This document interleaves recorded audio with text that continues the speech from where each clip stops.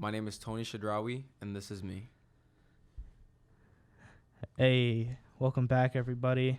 We have a good friend of mine. Went to school together for a long time. You went to Hudson Valley for a little bit, right? Oh, yeah. Yeah, so we did the 6-year stint in 6 Hudson Valley. years. A well-traveled guy. He actually just released a podcast with him and his boy Nicholas. Yep. Citizens of the World, right? Citizens of Tomorrow. Citizens of Tomorrow. Yes, sir. Podcast out now, episode 1. I Episode listened 1. to it. I'm very excited to see other people who I know starting podcasts, so I decided to get him on here so he can kind of explain to you what Citizens of Tomorrow is, what it does, what it's here to do, Right. and kind of like talk about, because I think some of the stuff that Citizens of Tomorrow is talking about is kind of the stuff that I talk about to like friends on a daily basis. Right. Of just like, you talked about soft skills, Right. how the job market's going to change, Mhm. automation, robotics, and all this stuff. Like, Right. you come from a background of being very knowledgeable in some of these fields, and you Mhm. graduated from RPI with a Mhm. business degree, Mhm. and I think you would, so take us through it. Yeah. So, all right. Let me back up a little bit. Yeah. To give you some context of Citizens of Tomorrow. So, Citizens of Tomorrow is part of our nonprofit, the Student Innovation Task Force. Mm-hmm. sitfglobal.org if anybody wants to visit it. Student Innovation Task Force was born from Nick and I kind of seeing some issues in not just higher ed, but the education system in general. Originally, we had this project in our at RPI. We wanted to build like a microgrid. Like it was a bunch of like solar panels and sustainable energy equipment, and we kind of just wanted to see our school adopt this technology, right? This is how it started. And so we were pitching this idea for our school to start building this piece of infrastructure, the microgrid, on campus. And eventually, to sell our idea to them even more, we built on this academic program based on the microgrid. Right. And so we're like, all right, well, if we build this piece of infrastructure, if we have these solar panels, these CHP plants, and you know, all the other equipment that goes along with it, we may as well build an academic program around it and bring the students in to start working on this stuff. Right. Like they're the ones that maintain it. They're the ones that There's a benefit to it. there's a benefit, right?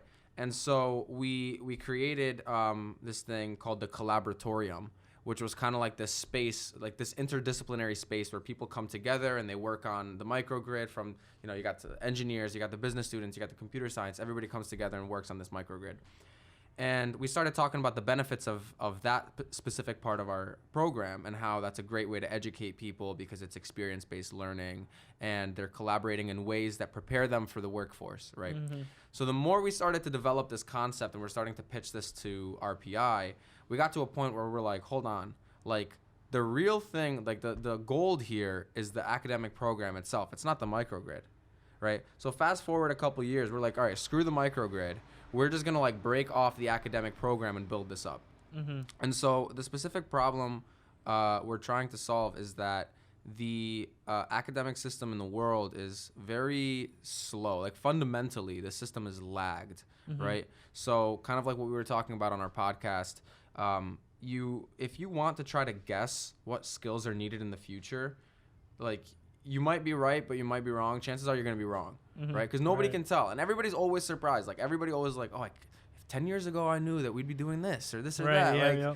It's all those people who end up in coding now who always just like, I told you can make money, bro. Like, Right. you just, and it's just like, all right, you hit the nail on the head. Right. In this certain circumstance. And it's like, there will be other jobs in that field and the rest of it, but it's hard to see back then, right? When we're in high school and stuff like that this is going to be something like, why am I going to learn HTML and all this other stuff? Like, and I'm trying to go for finance or, you know, I'm trying to go for business. And then you don't understand that there's going to be businesses built around this. Right. I think a lot of the business stuff is going to carry on to whatever comes in the future, right? Whether it's fucking rocket ship travel or mining asteroids, business is always going to be involved. Some of these principles aren't really going to change, but the technology is always going to change. Like, I mean, I think you were saying it before we started about just like how school used to mirror what the real world is. But since technology has started taking a play, the real world has shifted so far over here and the education system. They used to be perfectly overlapped, and then now they're kind of separating. By leaps and bounds. Right. And I kind of tried to do the same thing at Hudson Valley. One of the years I was like president of Entrepreneurs Club, and I really had this idea about like purchasing a house, the school purchasing a house, and kind of taking all their programs through, because they have an electrician's program, they have a construction program, they have a marketing program, they have a business program, and it's like, if the school just bought a 2-family house in a dingy part of Troy and then used all their, and I understand the concerns because they were the teachers who supervised us, were like, oh, there would be concerns about safety and being on a construction site and the rest of it. But it's like, this is real hands-on learning. Right. Like, the construction students are going to learn how to build a fucking house. The electrician students are going to wire a house that people are going to live in. Right. The marketing program is going to develop a sales plan and stuff to pitch the house, to hire the right realtor, to this, that, and all of a sudden they make money, and it goes back into trying to purchase a nice house for the next group of people. And it's like, why not teach that? So that's pretty much the model that we were building with the microgrid, right? It's like you have this kind of like central piece of infrastructure, that everyone can kind of get behind. They can see it evolve, and like you do something major, and it's like, holy shit, we did that, you know? So the more we started developing that concept, the more we realized that, hold on, this is how people should be learning, right? So the future, or not even future, now the world is a lot more dynamic. It's a lot more collaborative, right? Right. So like the old model is this, like you go to school, you learn your discipline, right? I'm study this, or this. You get all your information on that, and then you go to one job where you do the same thing until you die. Right. Now it's different. People are jumping around. They're bouncing around. They're collaborating with people in different spaces, in different industries, in different functions, in different countries, in different cultural contexts. Everything is different. Everything is more dynamic. The normal job timeline right now was like, I think it was like at 3 to 5 years for you to stay in a job. My mom got a new job recently, and the woman was said to her that I originally wasn't going to hire you because you didn't stay at the company you were before for, I think she stayed for like 10 or 13 years. And she was like, I don't hire anyone who hasn't stayed for 20 years. And my mom looked at her and she was like, do you understand how long 10 years is? She was like, she was a recruiter for so many years.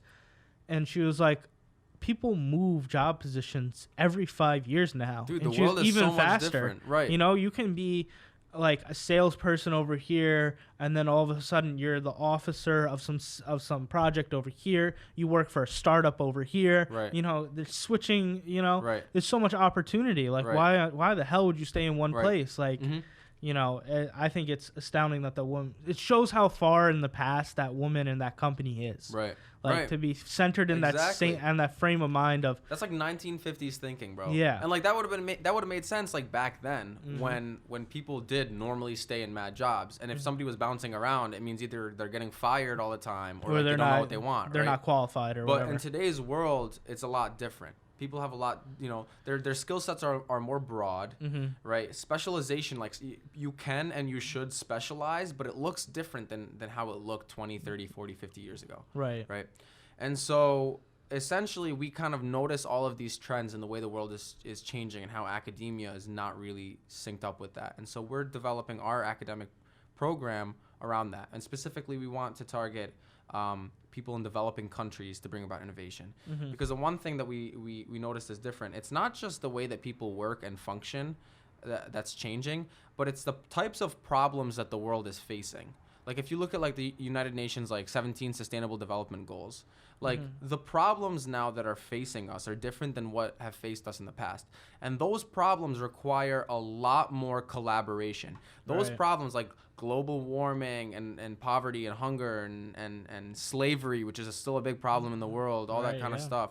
Those are not going to be solved by people sitting at a desk doing equations or something. You need dynamic teamwork. You need people collaborating in certain ways that is just not taught in school. Right. And I 100% agree with that, because a lot of these I want to say third world countries as like just because it's the vocabulary word we know, but like these are developing countries and stuff like that. And the problem I have with like mainly just like the government force of the UN is just like, I understand India and China's and some of these people and some of the larger countries, they're just now getting like the technology we've had forever. Like the smartphone market in India is exploding. These people are now joining the internet. It's crazy to sound like they're just getting on Snapchat, Facebook, Instagram. Like they're able to share their opinion, be creators and stuff like that. But like, it's hard for me to justify to India to slow down their pollution and all this stuff because they're trying to bring their billion people country into the first world. There's going to be some major sacrifices that goes along with the economy, the climate, the people, and the rest of it to bring them into where we are now. Because they're so far behind. Like they don't care. They didn't. Let's back up in history, right? British came over, they took over, they were colonized by the British and the rest of it, and under their rule for so long. And they didn't leave it in a good state when they left. They didn't give the people who then took over much hope or incentive to change it, right? So they just did whatever to do to get by. And then all of a sudden they have a fucking billion people, right? And they're fucking out of nowhere, right? And their power lines are fucked up. Their infrastructure is fucked up. They don't have what they should have, right? How are you going to change that slowly? We're not going to pollute. We're not going to do this. It's hard for me to say don't, right? Because it's like when people are like talking about the United States in a lot of respects, like I want us to evolve to a country that can be self-sustaining without hurting the environment. And I think we should move towards that because we're an advanced country. Like I don't like the old way of thinking where it's like we don't have to because China and India aren't going to change either. It's like so we should still change. I don't think that's where we lie and hold our laurels. It's like we should still advance further than they do to be more self-sustaining. But at the same time, it's like, what are we going to do to stop them? Like, China wants to be on par with us. I mean, have you seen the infrastructure they've built in the last 10 years? Man. They have more high-speed bridges, bro. They have more high-speed railways than anywhere in the world. They can get from, like, one side of China to the other in, like, not that much time. Now. They're spreading out. Yeah, and so it's like... Belt and Road Initiative and all that good stuff. Yeah, it's a little crazy, and it's a little intimidating because it's like... That's a world power. They're trying to spread their reach and infrastructure, and they're literally connected to the rest of the world. Like we're not. Like they have from China to Russia they can travel most of the world without ever having to get on a plane. It's funny because I mean, being in the U.S., you're kind of you don't really see the influence that China has until you go to another country. Like, exactly. I was in Ghana and I saw more Chinese companies than American companies.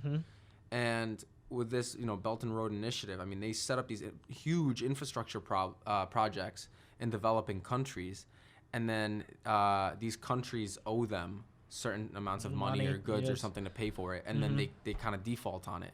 Because the projects are so massive. China knows it's going to happen. Like, they know. They want it to happen because now what happens, they own the port.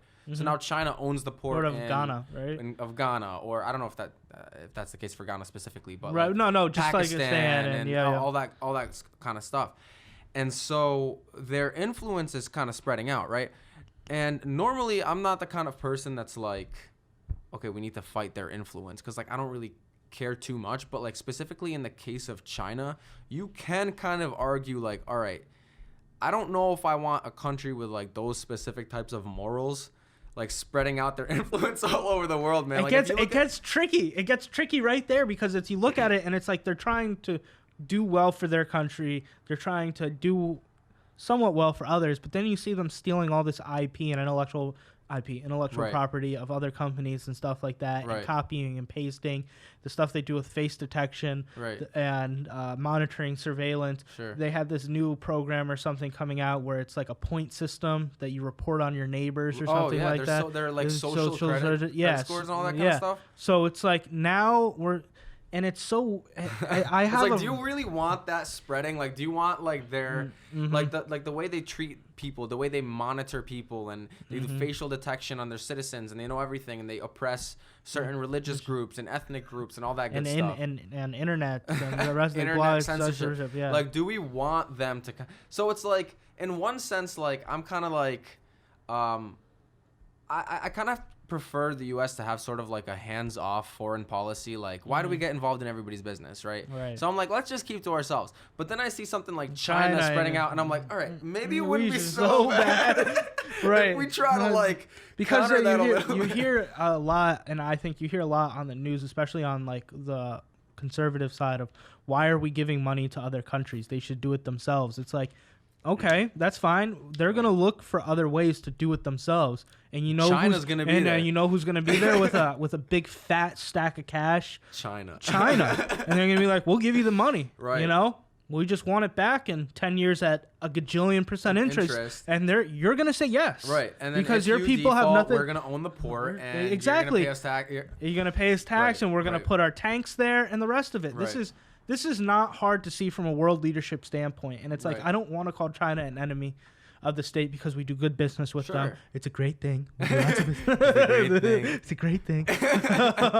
But we do business with China, and I don't think inherently the Chinese people are bad people. I think they're intelligent people. They have the richest middle class. You know, they have all these things that are great for the world. But at the same fucking time, it's like they have a ruthless internal fucking government. Right. I mean, I'm really surprised they haven't really sent in the troops over in Hong Kong. Like, I'm sorry, because you got the whole world looking at Hong Kong. China, if you look at like what they're doing in like China doesn't care. In the South China Sea, they're building literal islands to put military bases. Like, when you talk about the world, they don't care. Like, you know what I mean? If they sent tanks into their citizens, what are we gonna do? Put tariffs on them? They don't give a fuck. Sanctions. You know what I mean? They're just gonna do business with every other part of the world. They don't need to fucking send ships to America for. Great, we'll save the fucking gas. We'll do business. We couldn't even afford to sanction them. Like, we get all our stuff from them. Exactly. Like, what are we gonna do?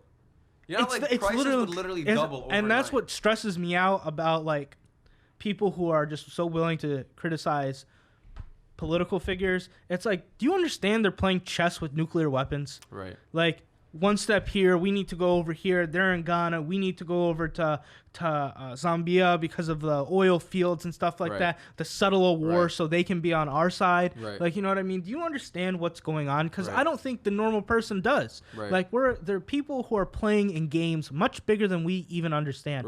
Some of these things are definitely for profit and are lining a lot of people's pockets. But it's so hard for me to be... It's more complicated than most people understand. It's so complicated. It bothers me when people are on either side of the extreme that are like, we need to just like crush the enemy, right? And then the people who are like, let's just, you know, not... Like, people can be very naive sometimes when it comes to these things, right? Very like, naive. War is never justified. There are situations where war is justified. Definitely. Right? Whether we're talking economic, political, psychological, you know... There are times when I mean, like I said, I would not like to see China's influence spreading across the world. Right. And I don't have any issues with my tax dollars going to countering their influence. Like, don't get me wrong. Like, I'm not saying like everything the U.S. does is right. Like, not I can all. sit here and just name a bunch of things that the U.S. as a nation values or whatever that I would not like that influence spreading. Right. But I would much rather see the world become more like the U.S. than more like China. 100%. And I have no problem saying that. Yeah. I don't think you should. And I think we live in a ridiculous time where it's like... It's like you got to be careful what you say. It's like, what? But the U.S. did this. And it's like we're playing in such a like... And like sometimes it's like hard to compare it to like something else, but it's like when is a good thing or a bad thing done for good reasons and good intentions? When it comes to war or an assassination, it's like, do the ends justify the means, right? Yeah. Like, maybe someone is profiting it over here, but was it designed with that original intention? Like, this oil company won. They made $10 million off of this assassination of this person over in this country, right? But this person was in the slave trade. He was in sex trafficking. He was murdering villages to take control of it, and then people Pony are 2012. and then all of a sudden, you know, this person dies. No one knows who did it. And this oil company is able to take over this land, and it's in power of the U.S. And it's like, yeah, definitely some sketchy shit went down, but that guy was a bad guy. Like, does the ends justify the means, or do we even know what's going on? Because the media is so controlled now. It's just like, you don't know. Like, you can say one bad thing. We can say one fucked up thing on this podcast and go on about our day for the next this 12. Mic just explodes. We just go about our day for the next 12 years, and all of a sudden we make it in whatever field we do, and all of a sudden the media pulls up. It's like, he said the N-word in this podcast. Oh, dude. 5 years ago, and it's like a media assassination. Bro, it's terrifying, and it's a media assassination. You know what I literally, like, bro, and I've been paranoid about this stuff. I was like, I mean, I don't have any plans to, like, run for, like, any sort of office. Right. But, like, every now and then, I'll just, like, Google myself, and I'll be, like, scrolling, and, like, on, like, the 12th like nobody ever clicks on, it'll be, like, you know those, like, dumb websites people used to do in high school where, like, they ask anonymous questions and, like, just all those weird, like, social sites? Yeah. And I'm like, how's this comment still here from, like, this is gonna, like, get me screwed out of, like, my CEO job in the future. Right. You defended some point on abortion or something like that. Right. And all of a sudden you're the worst person in the world. And it's like, some people have differing views. Like, I just don't, like, people are willing to hold. I remember someone was talking about it in Hudson Valley, and this woman just flipped out on him, and he was like, listen, I've been a religious person my entire life. Right. You're not going to tell me that the religious views I have is wrong. I'm not telling you you're wrong for having your opinion on it. This is just my opinion. Right. I value life at the moment of conception. I believe it's sin to abort. I'm not saying you sinned. Right.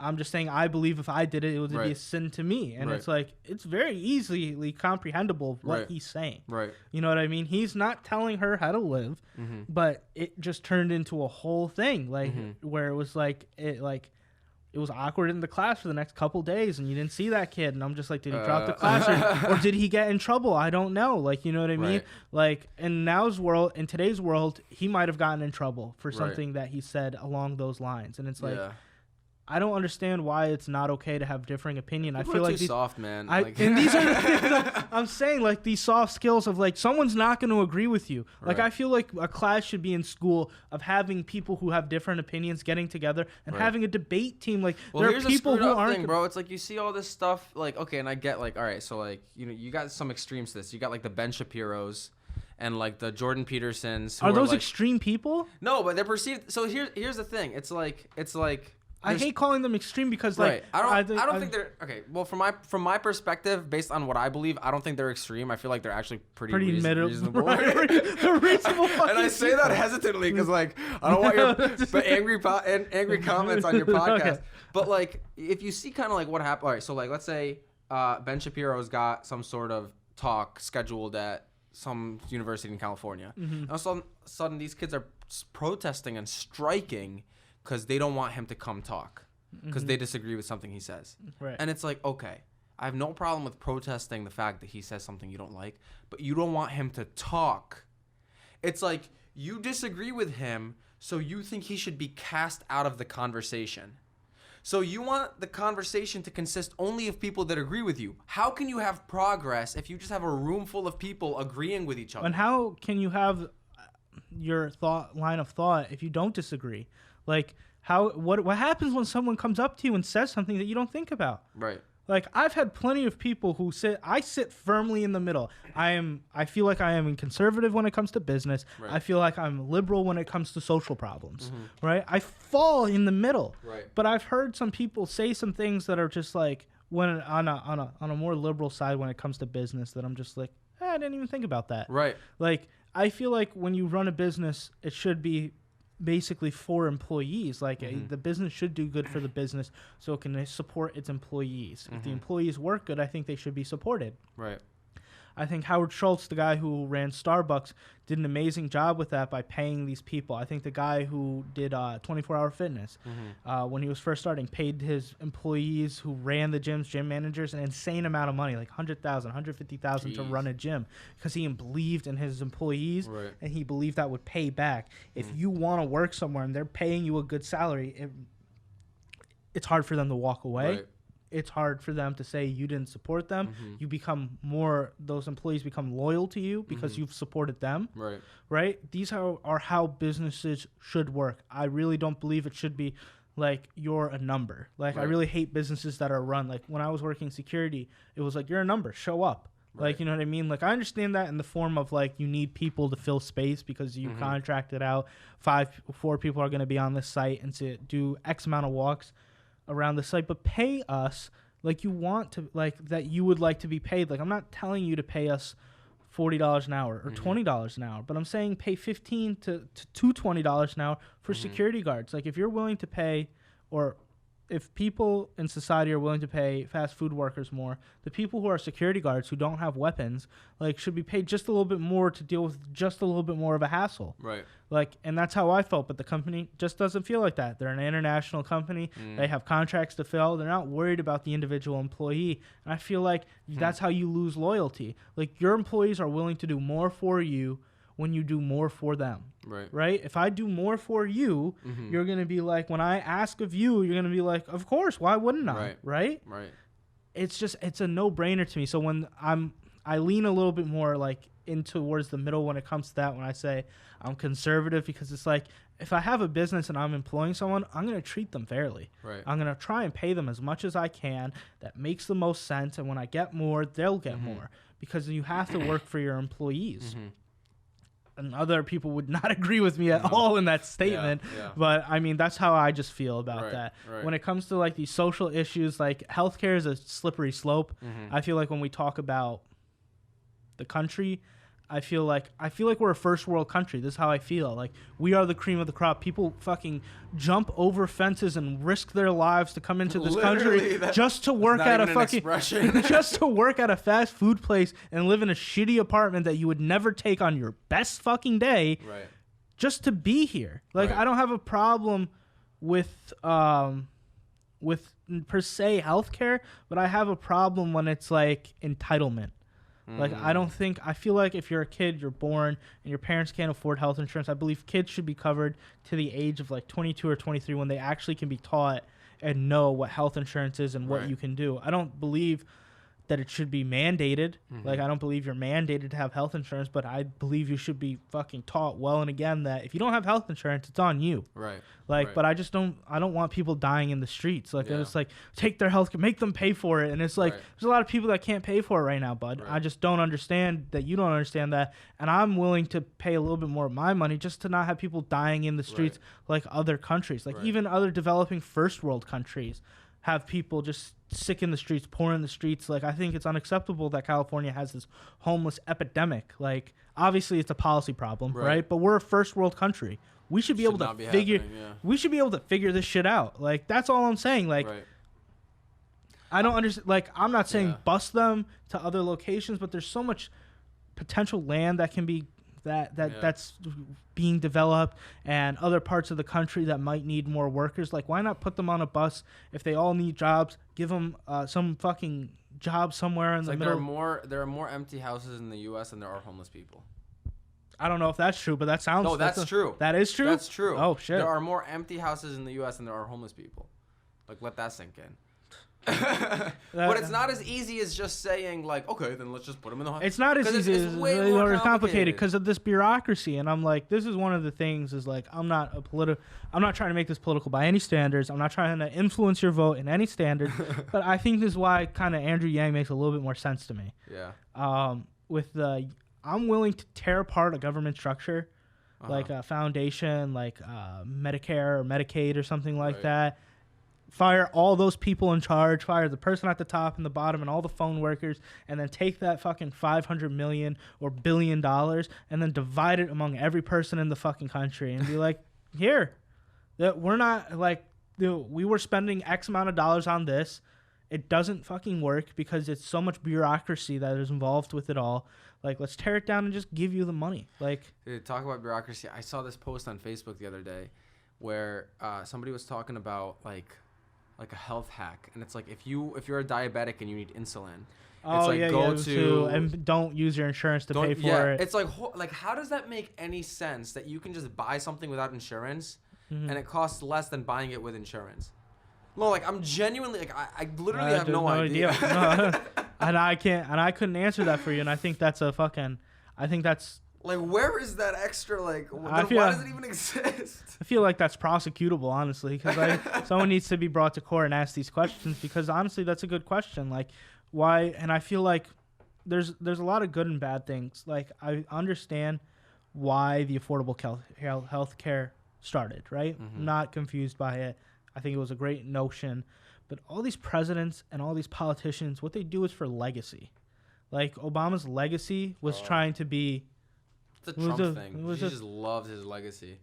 Well, even Obama, like the Affordable Health Care Act, like why not try to roll that out a little bit smoother? Because I was one of the people hired. I have no health insurance experience. I don't know anything about the Medicaid or Medicare market, but a company was willing to hire me with basically no experience in any of that stuff. I could just talk on the phone to then say, welcome to the New York State of Health Insurance, like working for a different company named Maximus. Right. Like, so that people don't know when you're calling in that you're not even talking to a state employee. Really? You're talking to a call center person. Jeez.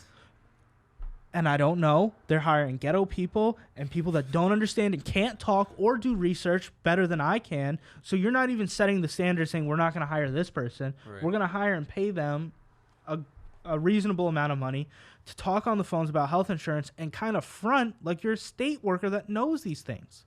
And that's how people are calling thinking they lost their insurance. They're waiting 45 minutes on the phone. 4 or 5 people's insurance got canceled because their doctor doesn't take the new insurance and stuff like that. And they expect me to understand it. Right. And it's like, yo, I don't. Like nobody even knows what's going on. But the state and and what the president did at that point in time was trying to give people more health insurance, but they blanket rolled it. Like they didn't take their time. Just like we're gonna do it in this state, this state, and this state, and we're gonna roll it out slowly so we can learn the errors we make in these states, and then slowly roll it out to the country. Like I can't imagine how many people lost insurance, had to pay out of pocket, never got refunded. It's lost in the system. Right. Like, you know what I mean? Like, see, it's interesting you say like they didn't roll it out right and everything. Like, okay, I'm not necessarily the type of person that says we need to privatize everything, but I am more of like I lean more on like the free market capital side of things. Right. So for example, if I were to look at, and I'm not talking about healthcare specifically, right? Because I know things are different, but in general, I feel like industry does things just way more efficiently than government.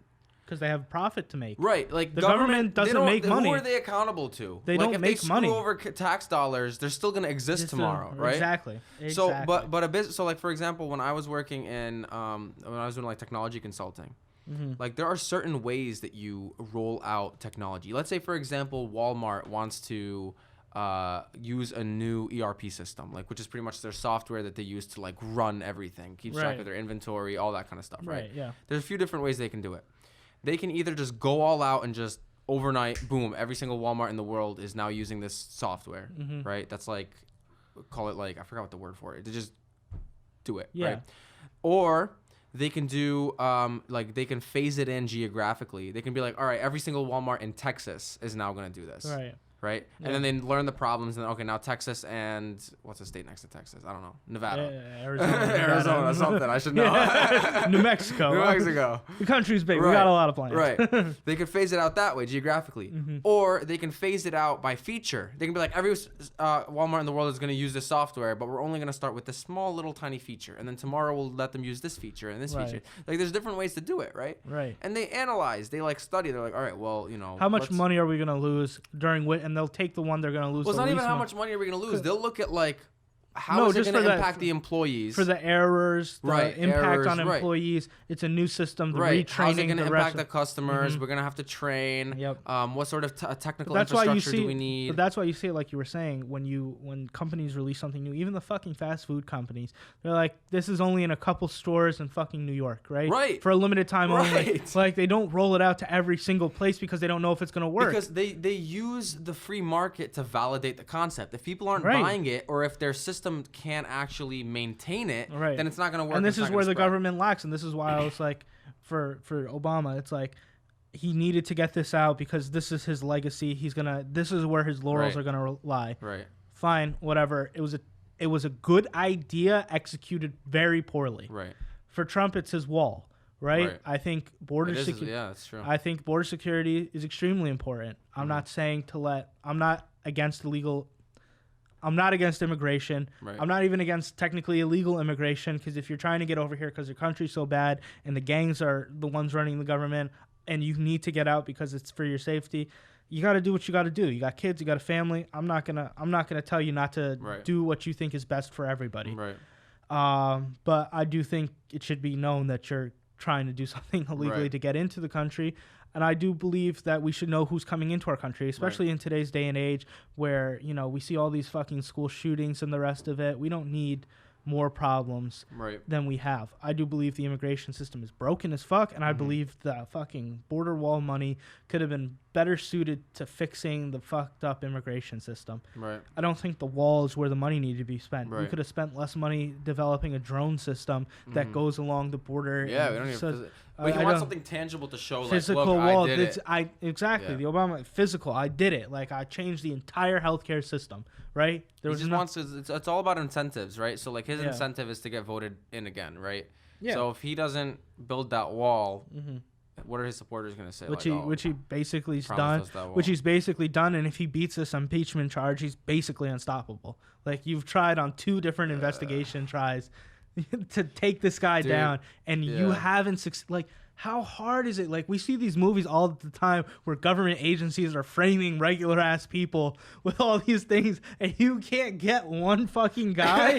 He fucking bobs and weaves like he's Ali. Like, Christ, someone get him. You know what fucking gets me? I was thinking of this last night. What? They can't get him on any of these things. They say he's so racist, but no one has drawn one conversation where he said the N-word. Not one tweet, not one conversation where it's like, I hate them. Like, you know what I mean? Those people.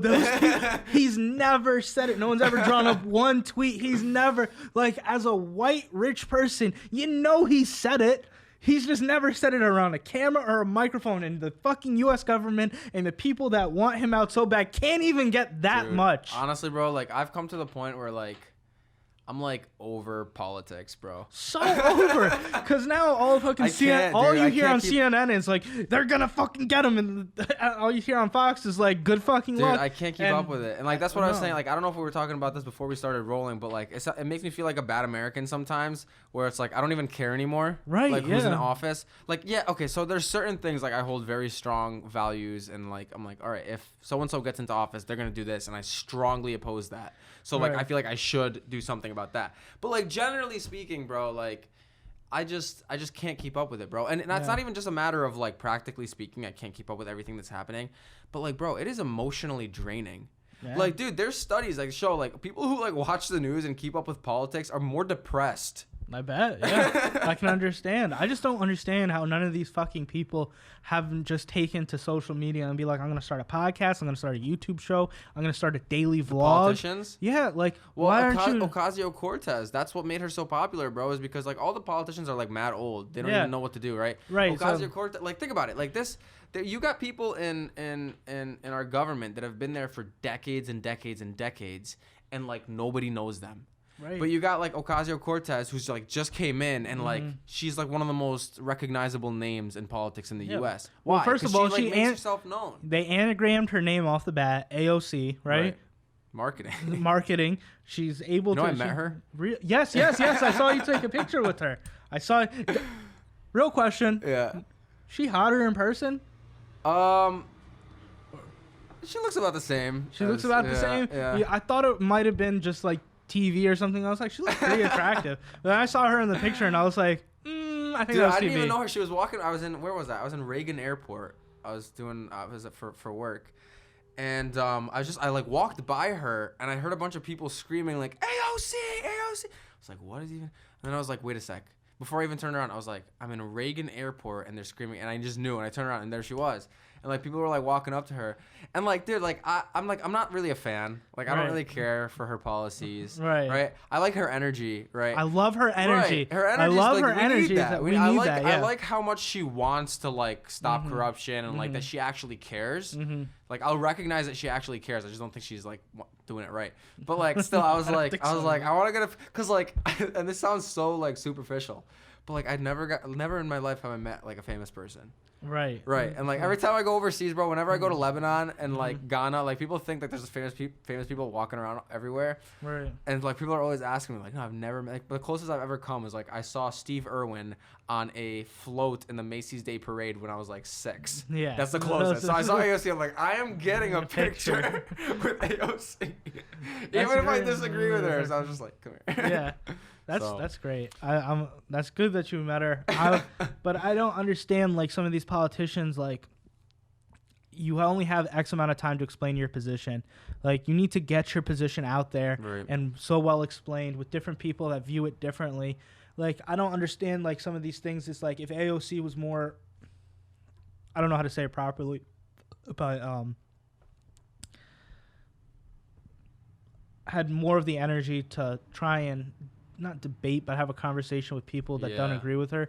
I just feel like she's one of those people that kind of normalize this thing where it's like, I don't have to defend my point. Right. And it's like, you're in a public office, and I'm not telling you to defend points you don't want to, but like some of these things is like, if you want to get on a bigger stage and just draw a few more people in, you would go on to, like, I remember the guy who owns Barstool Sports, Dave Portnoy, was because she had made a comment to him about how he runs his business, saying that, you know, that a union should be put in place. And he was just like, no, I want to debate you. I think some of the people have used debate me as kind of like an attack or something like that. And I think it should be more of like, let's have a conversation. Right. Like, I think she should have had a conversation with this guy who stands so far away from her, but that could easily draw in some of the younger crowd to be like, she's not so crazy. They would love that. Add some drama to it, too. Add drama, one, because Barstools and the people that follow them are what very. What is that? Barstool Sports. It's just like an online sports. Let me get this right. It's like it's a social media group, Barstool Sports. They have a website. They kind of like, they have a very comical way of reporting sports and stuff like that. Okay. So like they're very silly and kind of, I wouldn't say kind of juvenile, kind of silly, but I just think they have a refreshing way of like taking on sports and stuff like that, and they have a comedic aspect about it. But I think the following they have is so big and young, and her following, big and young, like can kind of meet in the middle, and maybe they don't disagree as much. Maybe it doesn't work out. But the point is, like, try and talk to someone who doesn't agree with you. Like, try and draw some people who are like, oh, she's reasonable. She's not actually fucking batshit crazy, and she actually has some idea of what she's talking about. I think she just sticks with the echo chamber like we were talking about before we started rolling.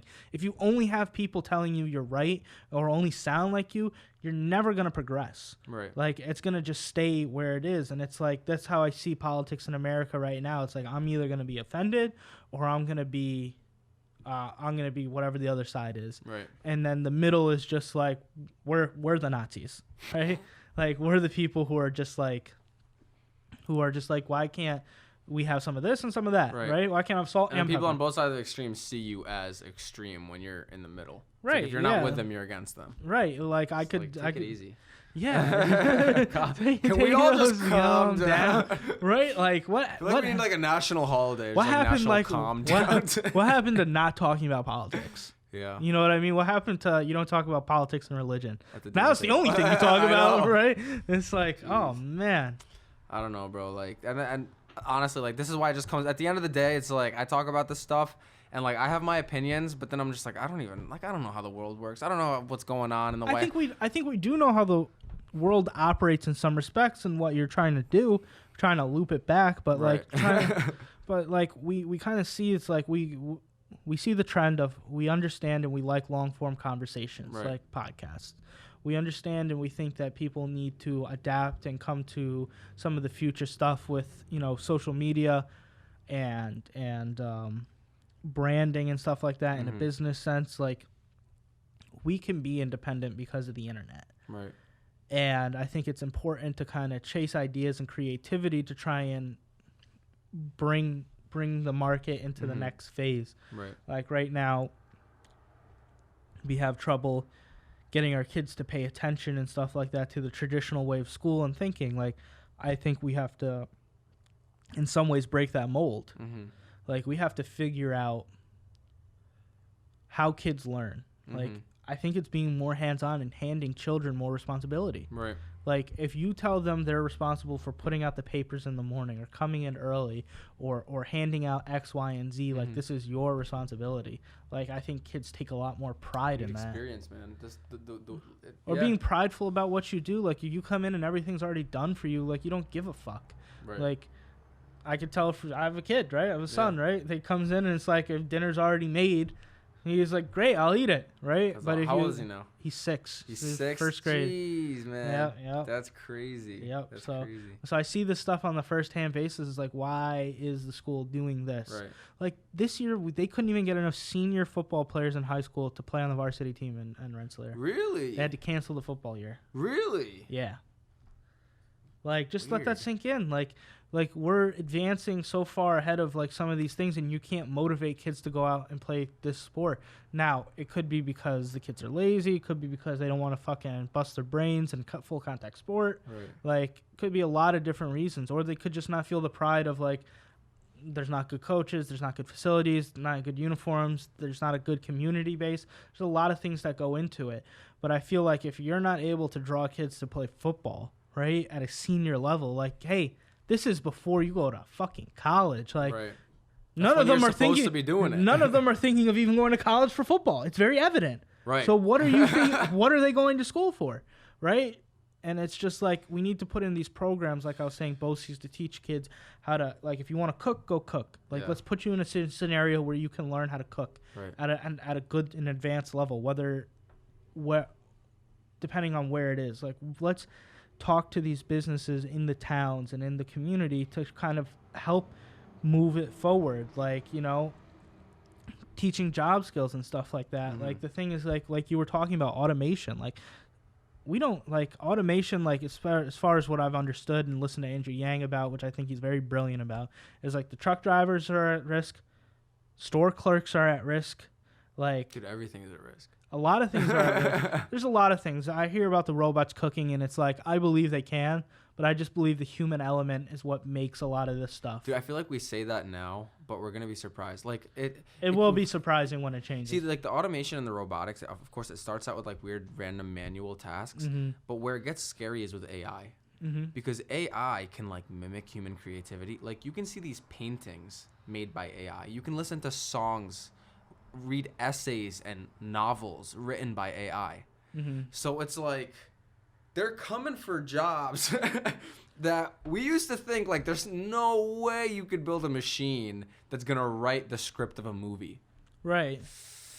What if? Yeah, I guess when it gets there, right. I guess. But at this point, it's like, we gotta do what we can anticipate. There's AI, but the AI is very basic. We already know that. Like, they say AI and all this technology promo, but really it's just an automation of a series of thinking and pattern recognition. Right. Some of the stuff what you're talking about is like it pulling things from the internet, analyzing, taking segments, and then putting it together, right?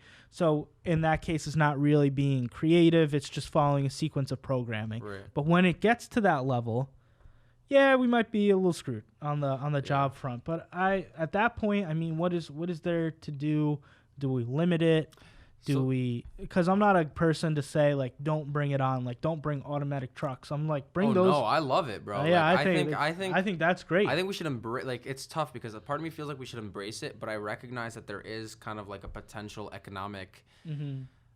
There's potential for people to actually lose jobs. I do think in the long term, mm-hmm. we will have more jobs created and more, I guess, general value created to where it'll be worth having all that automation. Right. But there is this in-between phase. Like, for example, like, I argue that, take the classic example of cashiers at McDonald's being replaced by, like, teller machines type mm-hmm. things, right? So I say that jobs are created by the people that have to create and code and do all that kind of stuff for those machines. But of course, people are getting laid off at the lower level, mm-hmm. right? So it's almost like you're being pushed up.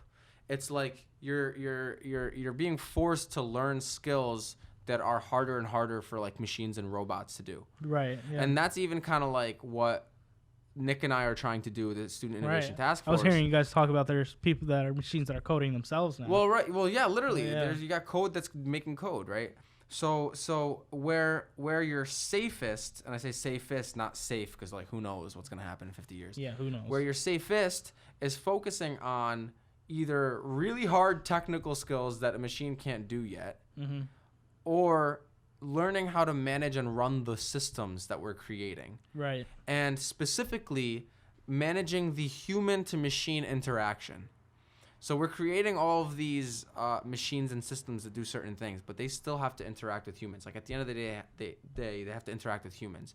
So then it becomes about design. How are we designing these systems? How are we designing these machines? Not just from a technical perspective, but a sociological perspective, right? So I bet you, like, STEM is big right now.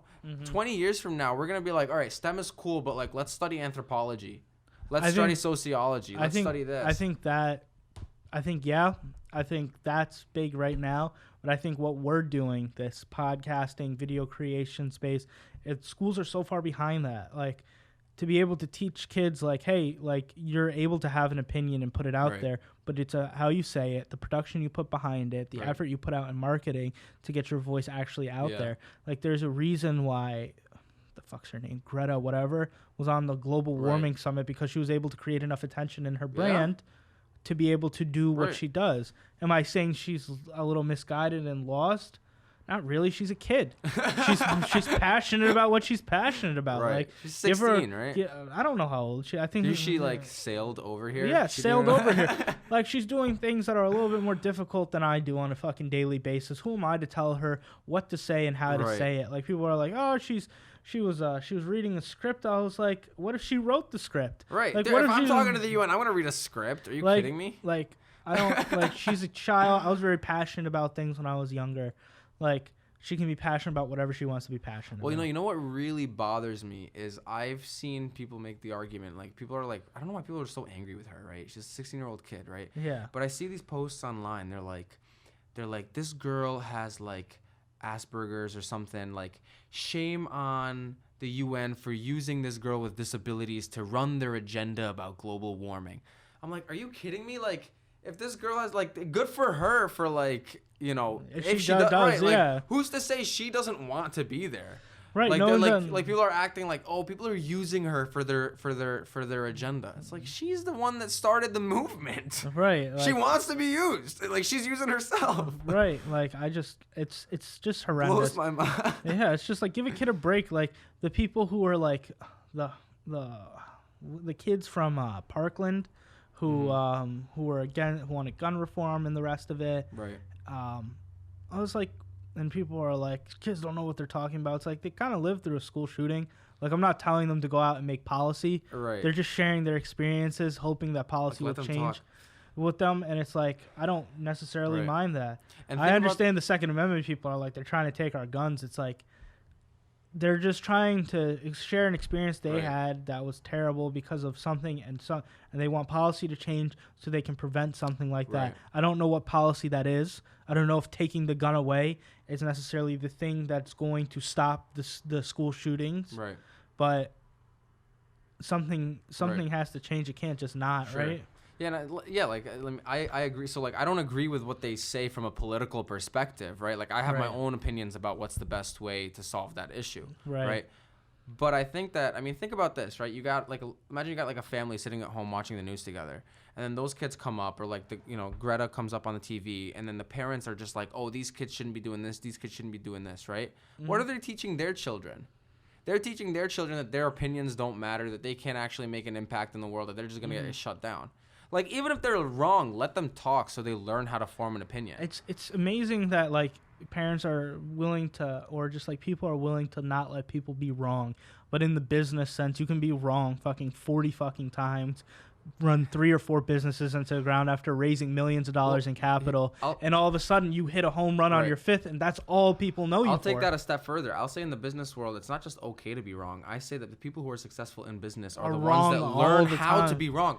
Like failure is like, the word failure is becoming like a good thing. Like, people, like, if you hear the term fail fast, like, failure is becoming a skill, bro. I 100% agree with that. Don't fucking don't start juggling the ball, trying to hold it. It's like, I mean, look at, like, the old model of starting a business. For example, somebody comes up with a business idea, they make a really long business plan, and then they find out how much funding they need and everything. I just had to do all this, so yeah, I can continue. Oh, really? Yeah, I have to hand it in for trying to get all this stuff going. Well, so here's what I'll say, right? And I'm not gonna try to shut down.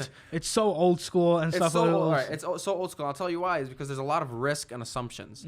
When you have a business plan, you're assuming that the market is what you think it is. You're assuming that they are willing to buy your product. They're willing they're able to buy your product.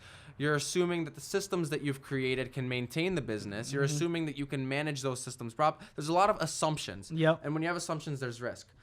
The new way of doing things is called like the lean startup approach. That's where you start with an MVP, a minimum viable product, like the most simple, basic thing that you can do, right? So let's take the example of starting a restaurant. The old way is creating the huge, giant business plan with the menu and everything and going out there and trying to find an investor and create the whole thing all at once. Yeah. The new way to do it is, okay, go to a farmer's market, make one sandwich and sell that sandwich. Is it good? Okay, make a second sandwich. And I'll take Are people still buying it? And I'll take Buy it a food truck. I'll take it even further and than you that. slowly build it up. There are people who've literally made a whole income living, built a restaurant on selling food on Instagram.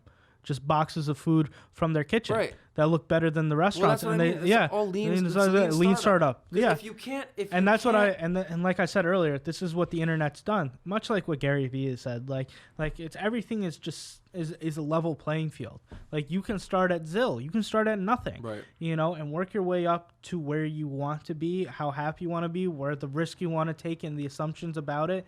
It's kind of like, but you have to, in several sense, you have to learn and have an education of some sort, whether that education comes from a traditional place, which I don't necessarily think is necessary, but I think it's important for especially business when you're trying to start a business, that you have to understand and maybe not be scared of, like you said, failing and fail fast. Like if the first idea doesn't last or doesn't work, like I don't think you should juggle the ball trying to catch and receive the ball. I think you just drop the ball, go back in the huddle and be like, throw it to me again.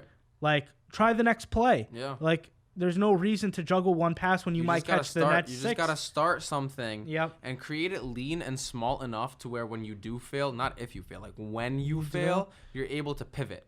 So if you start something really small. And these failures, and I want to make it clear, these failures aren't necessarily the business fails. The failures might be very incremental, like, hey, we have a supply chain problem, and you might you might lose a lot of money by trying to fix the supply chain problem, but you're able to survive, but you took a hit, you lost some money and the rest of it. Like you're going to have micro failures every day. Like, but the thing is to try and get past them. Right. A lot of people, and especially now where we're growing up, it's like, especially what I see with the kids, it's like everyone's scared to let them fail. Like mom's like, put shoulder pads on him, for not the shoulder pads, but the elbow pads with the bike. Yeah. And I'm just like, he's gonna fall. Like, he's gotta learn. He has a helmet. Like, he's good. Like, he's gonna put the hand pads on and stuff. Like, I was like, get the shit out of here. Like, he's gonna bust his ass 1,000 times if he's gonna ride his bike. He's gonna hit his nuts. He's gonna hit his hands. He's gonna hit his head. Like, let it come. Like when, especially in the martial art, I put him in Taekwondo for a little bit. Oh, really? Nice. Yeah. I just thought it wasn't, they weren't letting, the next part was sparring, but I just didn't feel like the Taekwondo gave enough adversity, because it's just like, kind of like, especially for kids, like I was like, I grew up a wrestler, and it's like, I didn't see enough adversity. It's more of a, like when someone's laying on top of you, like, you know what I mean? Like, you have no choice but to try and get up, otherwise your face is going to get squished into the ground. Like, there's more adversity, like, in that space where it's like, get up. Right. And I feel like, and I heard this once, and I completely agree with it. It's like, you can always run from a fist fight. A surefire way to get out of a fist fight is to fucking book it in the other direction. Hopefully the guy's not faster than you, where he can then catch up to you and beat your ass. But you can always get but if someone grabs you, especially for women, right?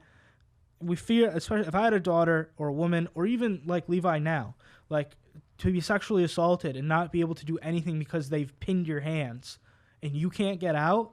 Like, you can't run away from someone trying to wrestle you. Like, it's very hard to get away unless you know what the fuck you're doing on the ground. I wrestled for 4 years. I feel completely safe being taken down on the ground. Like, I've no concern. Like, I feel more comfortable on the ground than standing up. I've done it longer. So it's like, for me, it's like, I think that's for, like, in as far as adversity. But in entrepreneurship, especially with the kids now, it's like, oh, I don't want my son to do this or that. Or if they got bullied, they have to go straight to the principal's office and talk to the kid. I talk to my son. I'm like, they do it again.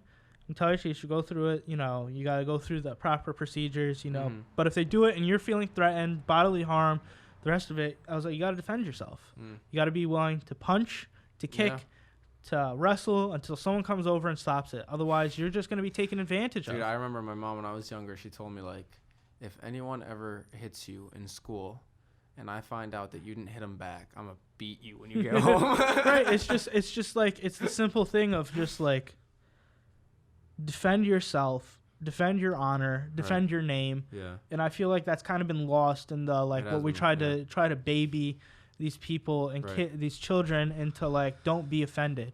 It's like, no, it's fine to be offended. Be offended, yeah. If you're not being offended, it means you're not putting yourself out there. You're not experimenting. You're not testing yourself. You're not failing. You're not talking to people with different views. Right, Like, people are so scared of being, you know what really bothers me is when people take it to the point of, like, this has happened before, bro. Like, people will start getting in debates and arguments. Like, you see this kind of stuff on YouTube, right? Yeah. And then somebody says something, makes some political statement. And then somebody calls the cops, says that person assaulted me because what they said was so offensive that it caused emotional harm, which is equivalent to physical harm. Like, this is why it bothers me, is because we might get it sounds crazy. We might get to the point where people equate offending somebody with, like, physical assault. And so that can start impacting free speech. Yeah.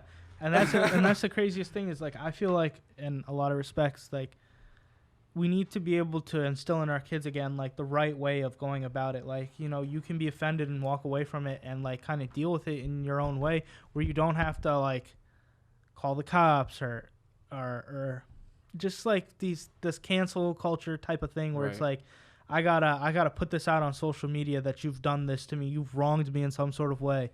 Like, this is the real world. No one gives a fuck. Like, I honestly, when I see this stuff, like, I understand the sexual assault thing and the Me Too. Like, I completely agree with that. These people should be brought out and shine a light on. But apparently, the people that are just, like, that are assholes, like, they're assholes. Who cares? Like, figure it out. Yeah. Like, I don't really understand it. And it's like, I'm not saying bullying in any way, shape, or form was a good thing, but I think the ability to show adversity and to get through that as kids and especially as a group of people, like, if someone makes fun of you in a group of people and you've never been made fun of, you might feel awkward. Like, how I met all my friends is, like, we're making fun of each other and we could laugh at it. Like, you know what I mean? That's how, like, guys bond. Yeah. So girls aren't really like that, man. That's more like a guy thing. I think maybe like, I'm boy, not sure. But what's going on? Yeah. Did you imagine a girl saying that? So, I think that's it. But I think what you guys are doing is gonna, like, lead to the next something where lead to the next thing where it's like people can get a little bit more comfortable in themselves and, like you said, the soft skills, the ability to talk to one another, the ability to that's my dog, I forgot. The ability to do all these things and be able to do them well, to let them be able to talk, to be able to find out the next thing to be able to do. Right. As students, like, we learn all these things. We spend our whole lives trying to get an education, and then at the end of it, we don't get the job we want or the job we desire because the job's not there. Right. It's gone. It's antiquated. Yeah. So I think what you guys are doing with Student Innovation Task Force. Student Innovation Task Force with Citizens of Tomorrow, I think it's a great thing, and I think when people hear it and they see what you're trying to do, I think it just makes a lot of sense. I appreciate that, man. Yeah, seriously. And that's our hope, bro. That's our hope, is to, like, help people become a little bit more agile, like, not necessarily prepare them to know what they have to do for the future, but be the type of people that, so, I mean, at the end of the day, like, that's kind of the premise of what we're trying to do. The world is heading in a certain direction. The world needs certain types of people, like, and that's what we call a citizen of tomorrow, is the type of person that can solve the problems of the future. So we're just trying to build up those people. Yeah, those people need it. Those people need encouragement. Those people need a little bit of guidance too, because those people can go through life and be a little lost. Like, and just putting them on track would be the best thing. You know, I mean, a lot of people have these great ideas and they just need a little bit of encouragement to put these things out there. And I think it's a great thing to do. I think it's a responsible thing to do, especially as we're all citizens of tomorrow, right? I guess. Yeah. So we all have to be responsible in some way, shape, or form. And I'm glad you're taking that aspect and that approach, especially with the person you're doing it with, because he sounds like a very smart and intelligent. Awesome. I know who you are, and I think you're well spoken and able to have many perspectives. And you're well spoken and well versed. I'd say plug yourself, man. Thanks, man. I mean, Citizens of Tomorrow. Citizens of Tomorrow is the podcast. We just it's on speaker.com. Yeah. Which it'll be on iTunes and all that good stuff soon. But look up Citizens of Tomorrow if you want to. Episode 1 out now. Episode 1 is out on the podcast. If you want some more information on the program that we're developing, go to sitfglobal.org. And that's our website. You can see our methodology, our program structure, what specifically we're trying to teach, how we're trying to teach it, and the countries we're trying to get involved in. And where can they find you on social media? Social media for Citizens of Tomorrow, it's any social media. It's just at SITF Global. Okay. So you just look on that, and then for me personally, it's probably just at Tony Chedrawee for most things. Okay, we'll link all that in the YouTube and stuff like that. But awesome. I really do appreciate you coming on here. Man. Thanks for having me. Pleasure having a fellow podcaster on. It was a great conversation. It's been awesome. And ladies and gentlemen, we'll see you next week. Thank you.